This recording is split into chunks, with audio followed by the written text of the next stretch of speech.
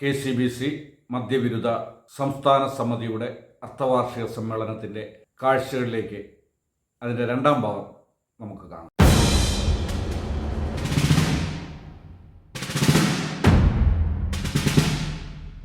KCBC മദ്യവിരുദ്ധ സമിതിയുടെ ഈ സംസ്ഥാന അർദ്ധവാർഷിക സമ്മേളനത്തിന് ഞാൻ ആദ്യമായിട്ട് എല്ലാവിധ ആശംസകളും അറിയിക്കുകയാണ്.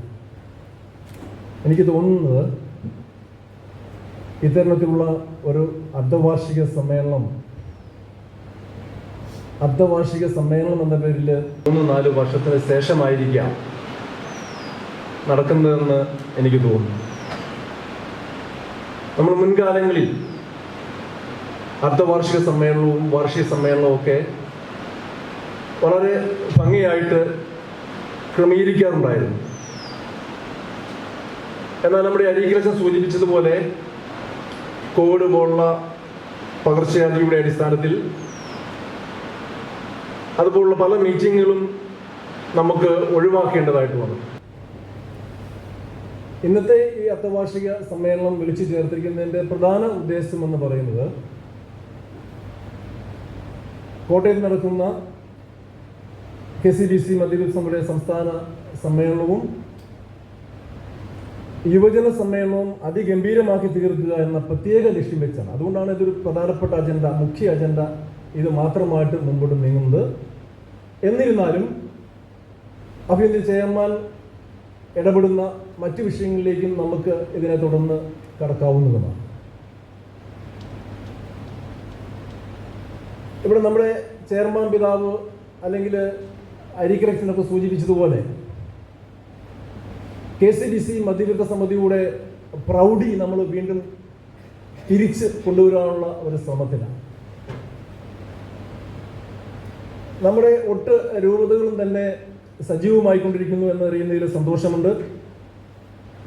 ഞാനും അരീകലച്ചനും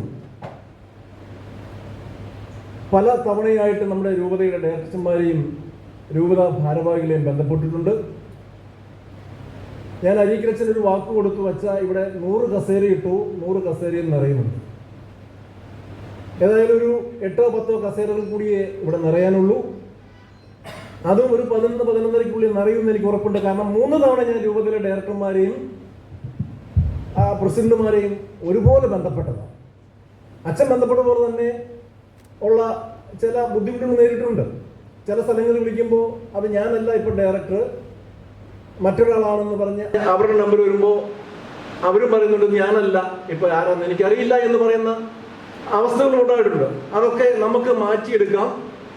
അത് രൂപത ഡയറക്ടർ അച്ഛന്മാരുടെയോ മറ്റാരുടെയോ ഒന്നും ഒരു പ്രശ്നങ്ങളുണ്ടാവുന്നൊന്നുമല്ല. നമ്മുടെ ഇടക്കാലത്ത് നിർജീവമായി പോയി എന്നുള്ളത് സത്യസന്ധമായ ഒരു വിലയിരുത്തലാണ്. അതിന് നമ്മൾ മാറ്റം വരുത്തുകയാണ്. ഇവിടെ ഇരിക്കുന്ന ഒട്ടുമുക്കാൽ ആളുകൾക്കും അറിയാം നമ്മുടെ സമ്മേളനങ്ങളും നമ്മുടെ പരിപാടികളും എത്ര ഊർജിതമായിട്ടാണ് മുമ്പോട്ട് നീങ്ങിയിട്ടുള്ളത്. ഒരു സംസ്ഥാനത്തിന്റെ മുഖ്യമന്ത്രി, ബീഹാർ മുഖ്യമന്ത്രി, ഒരു സംസ്ഥാനം മുഴുവൻ സമ്പൂർണ്ണ മദ്യനിരോധനം ഏർപ്പെടുത്തിയതിന്റെ അടിസ്ഥാനത്തിൽ നമ്മൾ അദ്ദേഹത്തെ ഒരു സംസ്ഥാന സമ്മേളനത്തിൽ പങ്കെടുപ്പിച്ച് 2000-ലധികം ആളുകളെ പങ്കെടുപ്പിച്ച് നമ്മൾ സംസ്ഥാന സമ്മേളനം നടത്തിയിട്ടുണ്ട്. കേരളത്തിന്റെ ഗവർണർ ശ്രീമതി ഷീല ദീക്ഷിത് അവരുടെ പങ്കെടുപ്പിച്ചുകൊണ്ട് KCBC മദ്യവിരുദ്ധ സമിതി അതിഗംഭീര സമ്മേളനം നടത്തി. VM സുധീരനെ പോലെയും അതുപോലെ പ്രഗത്ഭരായ ആളുകളെ പോലെയും സുരേഷ് ഗോപിയെ പോലെയുമുള്ള ആളുകളെ പങ്കെടുപ്പിച്ചു. മുഖ്യമന്ത്രിയായിരുന്ന AK ആന്റണിയെ പങ്കെടുപ്പിച്ചുകൊണ്ടുപോലുള്ള അതിഗംഭീര സമ്മേളനങ്ങൾ നമ്മൾ സംഘടിപ്പിച്ചിട്ടുണ്ട്. അതുകൊണ്ട് ഞാനിവിടെ പറഞ്ഞത് നമ്മൾ ഒട്ടും പുറകോട്ട് പോകുന്നില്ല. നമ്മുടെ കാര്യങ്ങളെല്ലാം നമ്മൾ മുമ്പോട്ട് നീങ്ങും. ഇവിടെ നമ്മൾ കോട്ടയം സമ്മേളനം നടത്തുവാൻ നമ്മൾ തീരുമാനിക്കുമ്പോൾ ആ സമ്മേളനത്തിന്റെ ഭാഗമായി നിന്നുകൊണ്ട് നമ്മുടെ 32 രൂപതകളെയും സജീവമാക്കുക എന്നുള്ള പരമപ്രധാനമായ ലക്ഷ്യം ഇതിനകത്തുള്ളത്. ഒരു സമ്മേളനം നടത്താൻ അധിക ബുദ്ധിമുട്ടുകളൊന്നുമില്ല. പക്ഷേ അതോടൊപ്പം നമ്മുടെ ഉറങ്ങിപ്പോയ രൂപതകളെ സജീവമാക്കുക എന്നുള്ള പരമപ്രധാനമായ ലക്ഷ്യമാണ് ഇതിനകത്ത്. അതുകൊണ്ടാണ് വീണ്ടും വീണ്ടും ആവർത്തിച്ച് നമ്മുടെ രൂപതകളെ ബന്ധപ്പെടുകയൊക്കെ ചെയ്തിട്ടുള്ളത്. അപ്പം ഏകദേശം അത്യാവശ്യം നമുക്കൂടി ആളുകൾ എത്തിയിട്ടുണ്ട്. നമുക്ക് എല്ലാവർക്കും ഈ രൂപതയിൽ നിന്ന് കോട്ടയം മേഖലയുടെ ചാർജ് കൂടെ വഹിക്കുന്നതുകൊണ്ട് എനിക്ക് ആഗ്രഹമുണ്ട്, നമ്മുടെ സംസ്ഥാന നേതൃത്വത്തിന് ആഗ്രഹമുണ്ട്, കോട്ടയം നടക്കുന്ന സമ്മേളനം അതിഗംഭീരമായിരിക്കണമെന്നത്. അപ്പോൾ ഇതിനായി ചെയർമാൻ തന്നെയാണ് സൂചിപ്പിച്ചത് 2000-ഓളം പേരെങ്കിലും സമ്മേളനത്തിൽ പങ്കെടുക്കണമെന്ന്. 2000-ഓളം പേര് എന്ന് പറഞ്ഞാൽ പിതാവ് ആഗ്രഹിച്ചത് 2000-ഓളം യുവജനങ്ങൾ പങ്കെടുക്കുക എന്നുള്ളതാണ്. ഈ 2000-ഓളം യുവജനങ്ങളെ പങ്കെടുപ്പിക്കണമെങ്കിൽ അത് ലഹരി വിരുദ്ധ യുവജന അസംബ്ലിയായിട്ട് സംഘടിപ്പിക്കണമെന്നുണ്ടെങ്കിൽ അത് കോട്ടയം റീജിയനോ കോട്ടയത്തെ റീജിയനിലെ ചങ്ങനാശ്ശേരി കോട്ടയം അതിരൂപതകൾക്കോ പാലാ കാഞ്ഞിരപ്പള്ളി വിജയൻ രൂപതക്കോ ഇപ്പോഴത്തെ സാഹചര്യത്തിൽ മാത്രം സാധിക്കുന്ന ഒരു കാര്യമല്ല. അതുകൊണ്ട് തന്നെ നമ്മുടെ മറ്റെല്ലാ രൂപതകളും ഒരേപോലെ പ്രവർത്തിക്കേണ്ടതായിട്ടുണ്ട്. നമ്മളിവിടെ ആവശ്യപ്പെടുന്ന ഒരു പ്രധാനപ്പെട്ട കാര്യം എന്ന് പറയുന്നത് ഞങ്ങൾക്കും അറിയാവുന്ന കാര്യം തന്നെ, എന്താണ് നമ്മുടെ രൂപതയിൽ നിന്ന് ഒരു 50 പേരെ ഈ സമ്മേളനത്തിലേക്ക് പങ്കെടുപ്പിക്കുവാൻ പറ്റാത്ത സാഹചര്യം എന്താണ് എന്ന് നിങ്ങൾ തുറന്നു പറഞ്ഞാൽ അതിനുള്ള പരിഹാര മാർഗങ്ങൾ നിർദ്ദേശിച്ച് നിങ്ങൾ തന്നെ അതിനകത്ത് പ്രവർത്തിക്കുക എന്നുള്ള ഒരു നിർദ്ദേശം വെക്കാനാണ് ഉദ്ദേശിക്കുന്നത്. എന്തായാലും നമ്മുടെ രൂപതകൾ ഇത്തവണ കൊണ്ട് ചലിച്ചേ പറ്റൂ, ചലിപ്പിച്ചേ അടങ്ങും. നമ്മുടെ സംസ്ഥാന തെരഞ്ഞെടുപ്പുമായിട്ട് ബന്ധപ്പെട്ട് കലയെക്കുട്ടി നമ്മൾ മിനിസിലായി ചേർത്തിട്ടുണ്ട്. സംസ്ഥാന തെരഞ്ഞെടുപ്പൊക്കെ വരുമ്പോൾ ഒരു രൂപതയിലെ 3 വർഷമെങ്കിലും തുടർച്ചയായിട്ട് സജീവ പ്രവർത്തനം നടത്തുന്ന ഒരു ഭാരവാഹി ഒരാളെ മാത്രമേ സംസ്ഥാന സമിതിയിലേക്ക് തിരഞ്ഞെടുക്കാൻ പാടുള്ളൂ എന്ന്. നിർഭാഗ്യവശാൽ നമ്മുടെ റീജിയനുകളെയൊക്കെ ഉൾക്കൊള്ളേണ്ടതുള്ളത് കൊണ്ടും രൂപതകളെയൊക്കെ റീത്തുകളെയൊക്കെ ഉൾക്കൊള്ളേണ്ടതുള്ളത് കൊണ്ടും ചിലപ്പോൾ അന്ന് വന്നവർ പോലും നമുക്ക് സംസ്ഥാന ഭാരവാഹികളായിട്ടുണ്ട്. പക്ഷെ അങ്ങനെ ഒരു സാഹചര്യം ഉണ്ടാകുമ്പോൾ ആ ആളുകൾക്ക് മുൻകാലങ്ങളെ നമ്മുടെ പ്രവർത്തനങ്ങളെ കുറിച്ച് അറിയില്ല, അവർ വന്ന് വിമർശനങ്ങൾ അയച്ചു. അതുകൊണ്ട് നമ്മൾ ഈ സമ്മേളനത്തിൽ ഒരു നെഗറ്റീവും പറയാൻ ഉദ്ദേശിക്കുന്നില്ല. നമുക്ക് വിജയിപ്പിക്കാൻ പറ്റുന്നത് എപ്രകാരമാണ്, അതിൻ്റെ കുറവുകൾ എന്താണ് എന്ന് ഇവിടെ നമ്മൾ ചർച്ച ചെയ്യും. ഓരോ രൂപതയുടെയും കുറവ് മറ്റു രൂപതകളെ ഏറ്റെടുത്ത് മുമ്പോട്ട് പോകണ്ട. ഇപ്പം ഞാൻ കാണുന്നത് നമ്മൾ ഇത്രയും കാലത്തെ ഈ രൂപതകളുമായിട്ടുള്ള ബന്ധങ്ങളുടെ അടിസ്ഥാനത്തിൽ ഇപ്പം നമ്മൾ സജീവമായിട്ട് പ്രവർത്തിക്കുന്ന കുറേ രൂപതകളുണ്ട്. വരാപ്പുഴ രൂപത, ഇപ്പോൾ എറണാകുളത്തിനടുത്ത് സംബന്ധിച്ച് പറയുമ്പോൾ എറണാകുളമുണ്ട്, വരാപ്പുഴ അതിരൂപതയുണ്ട്, കൊച്ചി രൂപതയുണ്ട്, പാലാ രൂപതയുണ്ട്, ചങ്ങനാശ്ശേരി അതിരൂപതയുണ്ട്, കോട്ടയം അതിരൂപതയുണ്ട്, കാഞ്ഞിരപ്പള്ളി രൂപതയൊക്കെ ഉണ്ട്, അതുപോലെ തൃശ്ശൂർ അതിരൂപതയുണ്ട്. തൃശ്ശൂർ അതിരൂപതയൊക്കെ വളരെ സജീവമായിട്ട് പ്രവർത്തിക്കുന്ന പന്തലുക്കാരച്ചൻ്റെ നേതൃത്വത്തിൽ. ഇവർക്കൊന്നും ഏറ്റവും കുറഞ്ഞത് ഒരു ബസ്സിന് ആളെ കൊണ്ടുവരാൻ കോട്ടയത്തേക്ക് കൊണ്ടുവരാൻ യാതൊരു ബുദ്ധിമുട്ടുമില്ല. പ്രവർത്തകരുമുണ്ട്. ഞാൻ ചില രൂപതകളുടെ വിട്ടുപോയതാണ്. അവർക്കൊക്കെ പ്രവർത്തിക്കുന്ന രൂപതകൾക്ക് ആളുകളെ കണ്ടെത്താൻ ഒരു ബുദ്ധിമുട്ടുമില്ല. പിന്നെയുള്ള പ്രധാന ബുദ്ധിമുട്ട് എന്ന് പറയുന്നത് കോട്ടയം വരെ വന്നെത്താനുള്ള ബുദ്ധിമുട്ടാണ്.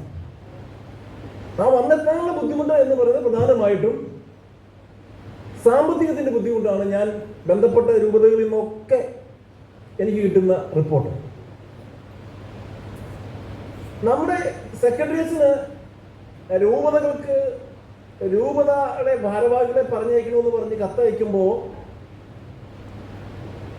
എനിക്ക് കിട്ടിയ റിപ്പോർട്ട് അനുസരിച്ച് അച്ഛന്മാർ ചിലപ്പോൾ അത് കൈമാറാറില്ല. അച്ഛന്മാരെ കുറ്റം പറഞ്ഞിട്ട് കാര്യമില്ല.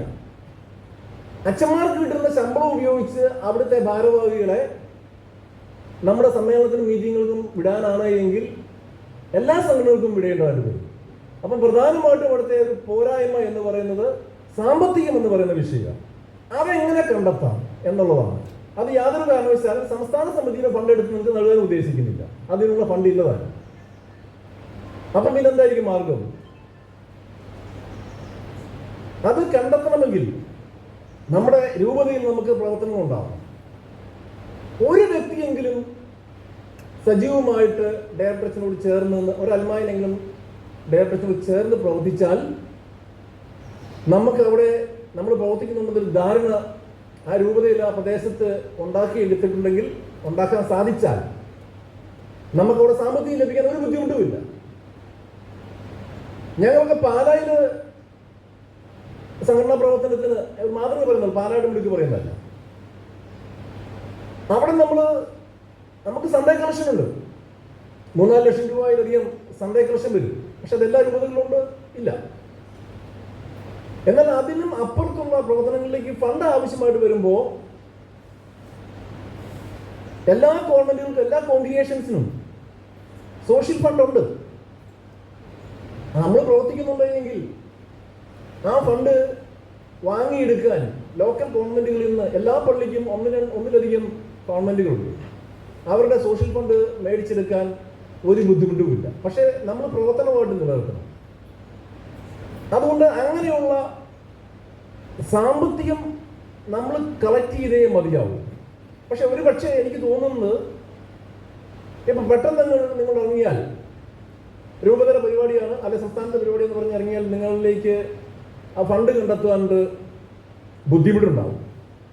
എൻ്റെ ഒരു ആഗ്രഹം എന്ന് പറയുന്നത് വേണമെങ്കിൽ അപ്ലൈ ചെയ്യാവുന്ന ഒരു കാര്യം തന്നെയാണ്. നമ്മൾ സംസ്ഥാന സമ്മേളനം നടക്കുന്നതിൻ്റെ വെളിച്ചത്തിൽ ആ സംസ്ഥാന സമ്മേളനവുമായിട്ട് ബന്ധപ്പെട്ട ബ്രോഷർ നോട്ടീസുകൾ നമ്മൾ തയ്യാറാക്കുക. അതിൻ്റെ ഭാഗമായിട്ട് 500, 1000, 2000 പോലുള്ള കൂപ്പണുകൾ സംസ്ഥാന സമിതി തന്നെ തയ്യാറാക്കി രൂപതയ്ക്ക് കൊടുക്കുക. അത് എൻ്റെ ഒരു ആശയമാണ്. രൂപതയുടെ കൂപ്പണുകളുമായിട്ട് ഇറങ്ങിയാൽ ആ തുകയിൽ അളവ് കുറയാനുള്ള സാധ്യതകളുണ്ട്. പല സ്ഥലങ്ങളിൽ പരീക്ഷ നോക്കിയ ഒരു കാര്യമായതുകൊണ്ടാണ്. അപ്പോൾ സംസ്ഥാന സമിതി നൽകുന്ന കൂപ്പണുകളുമായി അതിൻ്റെ ബ്രോഷറുമായി ആ സമ്മേളന പ്രോഗ്രാം കാര്യങ്ങളുമായിട്ട് ബന്ധപ്പെടാവുന്ന സ്ഥലങ്ങളിൽ രൂപതയിൽ ഒരു രൂപതയ്ക്ക് എത്രമാത്രം വിസ്തൃതിയുണ്ട് നമുക്കറിയാം. ആ കേന്ദ്രങ്ങളിൽ ബന്ധപ്പെട്ടാൽ നമുക്ക് വാഹനങ്ങൾ എത്തിക്കുവാനുള്ള സൗകര്യത്തിനുള്ള പണത്തിലധികം പണം ലഭിക്കാം. നിങ്ങളുടെ രൂപതയിൽ പ്രവർത്തനം മുമ്പോട്ട് നീക്കാനും അതിനുള്ള കാര്യങ്ങൾ നടക്കും. അപ്പം നിങ്ങൾ ഈ സ്ഥാപനങ്ങളിൽ പോകുമ്പോൾ ഞാൻ എൻ്റെ ഒരു അഭിപ്രായം പറയുന്നത്, പിന്നീട് അത് നമുക്ക് ചർച്ചയിലേക്ക് കിടക്കാം. പിതാവിനും അതിൻ്റെ അഭിപ്രായങ്ങൾ ഇതിനോട് കൂട്ടിച്ചേർക്കുകയോ ഒഴിവാക്കുകയോ ചെയ്യാം. അത് നിശ്ചയമായിട്ടും ഡയറക്ടറച്ചന്മാരോട് ബന്ധപ്പെട്ട ഡയറക്ടറച്ചന്മാരും അവിടുത്തെ ഒരു ഭാരവാഹിയും സാധിക്കുമെങ്കിൽ ഒരു ആനിമേറ്റർ ഉണ്ടെങ്കിൽ ആനിമേറ്റർ സിസ്റ്റം കൂടെ കൊണ്ടുപോയാൽ നമുക്കിതിനുള്ള സാമ്പത്തികം ഉണ്ടാവും, യാതൊരു സംശയവും വേണ്ട. ഇപ്പം മലബാർ മേഖലയിൽ നിന്ന് പോലും എന്നും നമ്മൾ കാണുന്ന ഏതൊരു സമ്മേളനം നടത്തിയാലും മലബാർ മേഖലയിൽ നിന്ന് പോലും ഏറ്റവും സജീവമായിട്ട് പ്രവർത്തിക്കുന്നത് തലശ്ശേരി രൂപത്തിൽ ആളുകൾ വന്നിട്ടുണ്ടോ? തലശ്ശേരി രൂപതയിൽ നിന്ന് പോലും അത്രയും ഉള്ള സജീവമായിട്ട് മുക്തിശ്രീയും സമിതിയും നല്ലപോലെ പ്രവർത്തിക്കുന്ന ഒരു മേഖലയാണ്. 100 കണക്കിന് ആൾക്കാരെ വിളിച്ച് സമ്മേളനം പരിപാടി നടത്തുന്ന ഒരു രൂപതയാണ്. പക്ഷെ അവിടുന്ന് പോലും 5-6 പേര് മാത്രമേ ഈ സമ്മേളനങ്ങൾക്ക് വരുന്നതായിട്ട് കാണുന്നുള്ളൂ. അതും പ്രധാനമായിട്ട് മലബാർ മേഖലയിൽ നിന്ന് കോട്ടയത്തേക്കോ എറണാകുളത്തേക്കോ ഒരു ബസ് ബുക്ക് ചെയ്ത് വരണമെങ്കിൽ ഭയങ്കര സാമ്പത്തിക ഭാരമാണ്. ഞാൻ പറയുന്നു, ആളുകളുണ്ടെങ്കിൽ തലശ്ശേരി റെയിൽവേ സ്റ്റേഷനിൽ നിന്നോ കണ്ണൂർ റെയിൽവേ സ്റ്റേഷനിൽ നിന്നോ ഒക്കെ ആളുകളെ അവിടെ എത്താൻ പറഞ്ഞാൽ നിസ്സാര ചെലവുകൾ വരാം. ഇവിടെ വന്നാൽ സമ്മേളനം കഴിഞ്ഞ് ഏറ്റവും അവസാനം പോകാൻ പറ്റുന്നത് അവർക്കാണ്. തിരിച്ചും അതുപോലെ തന്നെ ബുക്ക് ചെയ്യാം. എനിക്കുറപ്പുണ്ട്, കോട്ടയം പോലുള്ള സമ്മേളനത്തിലേക്ക് വരുന്ന പുതിയ പ്രവർത്തകർ പോലും നമ്മുടെ കോട്ടയത്തെ സമ്മേളനത്തിൽ വന്ന് പങ്കെടുത്ത് പോകുമ്പോൾ അവർക്ക് ആ ഒരു എനർജി ഉണ്ടാവും, ആ ഒരു ഉത്തേജനം ഉണ്ടാവും. ആ ഉത്തേജനത്തെ കെടുത്താതിരിക്കുക എന്നുള്ളത് കൊണ്ടുവരുന്ന ആളുകളുടെ ഉത്തരവാദിത്വമാണ്. ഞാൻ മലബാർ മേഖലയിൽ കുറവാണെന്നല്ല പറഞ്ഞു, പക്ഷേ ആളുകളെ എത്തിക്കാനുള്ള, അതാണ് നമുക്ക് ഏറ്റവും ആവശ്യമായിട്ടുള്ള സുഹൃത്തുക്കൾ, നമുക്ക് ഏറ്റവും ആവശ്യമുള്ള ആളുകളെ എത്തിക്കുക എന്നുള്ള. ആ ആളുകളെ എത്തിക്കുക മുഖേന നമ്മുടെ രൂപതകളും സജീവമാകും. നിങ്ങൾ കോട്ടയത്തെത്തിയാൽ കോട്ടയം റെയിൽവേ സ്റ്റേഷനിൽ നിന്നും ഒരു 1/2 കിലോമീറ്റർ പോലുമില്ല ഈ കോട്ടയത്തെ ലൂർദ് ഫൊറോന പാരിഷുകളിലേക്ക് എത്താൻ പറ്റും. നമ്മുടെ അവിടെ ലൂർദ് ഫൊറോന ചങ്ങനാശ്ശേരി രൂപതയുടെ പള്ളിയാണ്, ഫൊറോന പള്ളിയാണ്. അവിടെ 6-7 ഹാളുകളുണ്ട്. അത് ഇൻഡോർ സ്റ്റേഡിയം ഉണ്ട്. ഇൻഡോർ സ്റ്റേഡിയത്തിൽ 2000 പേരെ ഇരുത്താവുന്നതാണ്.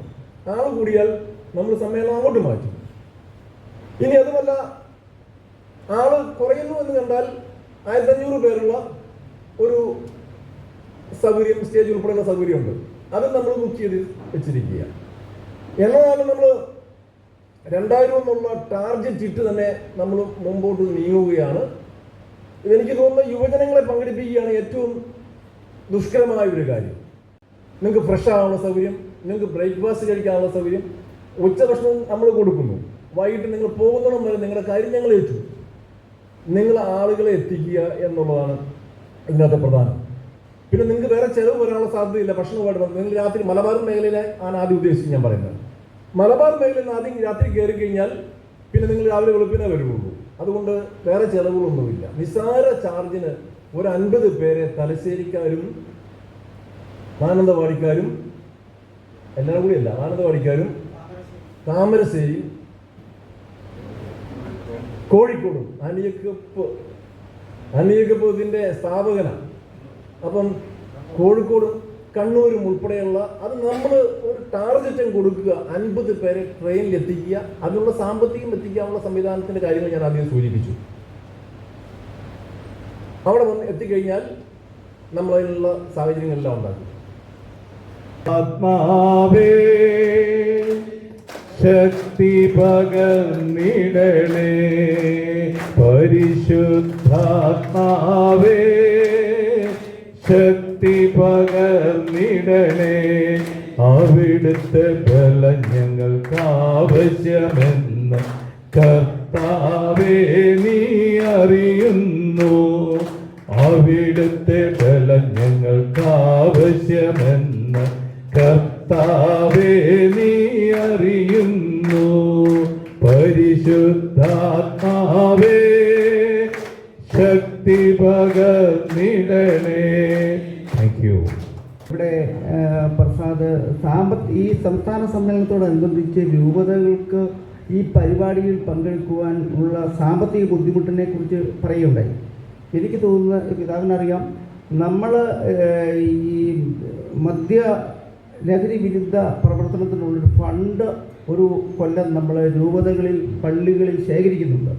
അതിൻ്റെ വിഹിതം നമ്മൾ ആരും ചോദിക്കുന്നില്ല, മേടിക്കുന്നില്ല. ചുരുക്കം ചില രൂപതകളിൽ അത് കൊടുക്കുകയും മേടിക്കുകയും ഒക്കെ ചെയ്യുന്നുണ്ടായിരിക്കും.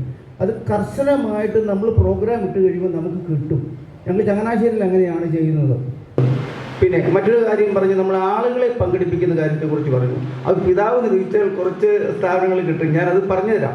ക്ലീമിസ് പിതാവിൻ്റെ തൊട്ടടുത്ത ബന്ധുവാണ് ചെത്തിപ്പുഴ ഹോസ്പിറ്റലിലെ ഡയറക്ടർ അച്ഛൻ. അത് പിതാവ് ഒന്ന് ശ്രദ്ധിക്കണം. പിന്നെ നിങ്ങളുടെ ഇതിനോട് അടുത്ത ഈ കോട്ടയം ഹാളിനോടടുത്ത ഈ ഹോസ്പിറ്റലുകളിലെ നേഴ്സുമാരെ പങ്കെടുപ്പിക്കുന്ന കാര്യത്തെക്കുറിച്ചാണ് ഞാൻ പറയുന്നത്. അവിടെ നമുക്ക് പുഷ്പഗിരി ഹോസ്പിറ്റൽ നിങ്ങളുടെ വലിയൊരു മെഡിക്കൽ കോളേജാണ്. അപ്പോൾ അവിടുന്ന് നമുക്ക് ആളുകളെ പങ്കെടുപ്പിക്കണം. അതൊക്കെ പിതാവിന് സാധിക്കുന്ന കാര്യമാണ്. ഞാൻ ഒന്ന് പറഞ്ഞ് ചെത്തിപ്പുഴ, 2 പുഷ്പഗിരി ഹോസ്പിറ്റല്, പിന്നെ കോട്ടയത്തുള്ള മെഡിക്കൽ സെൻറ്റർ, അത് ഞങ്ങളുടെ ഹോസ്പിറ്റലാണ്. അപ്പോൾ അങ്ങനെയുള്ള ഹോസ്പിറ്റലുകളിൽ കൂടുതൽ ആളുകളെ നമുക്ക് പങ്കെടുപ്പിക്കുവാനായിട്ട് സാധിക്കണം. പിന്നെ സാമ്പത്തികം നമ്മൾ ഇപ്പോൾ ഇവിടെ പറഞ്ഞതുപോലെ ഈ പറഞ്ഞത് പ്രസാദ് ഇവിടെ അവതരിപ്പിച്ചത് പിതാവും ഡയറക്ടർ അച്ഛനുമായിട്ട് ആലോചിച്ച് നിങ്ങൾ അവതരിപ്പിച്ച ഒരു പ്രോഗ്രാമാണ്. ആ പ്രോഗ്രാമിനെ സംബന്ധിച്ചുള്ള എനിക്ക് പറഞ്ഞു, ഞാൻ 100% അതിനോട് യോജിക്കുകയാണ്. പിന്നെ കൂടുതലായിട്ട് എനിക്ക് പറയാനൊന്നുമില്ല.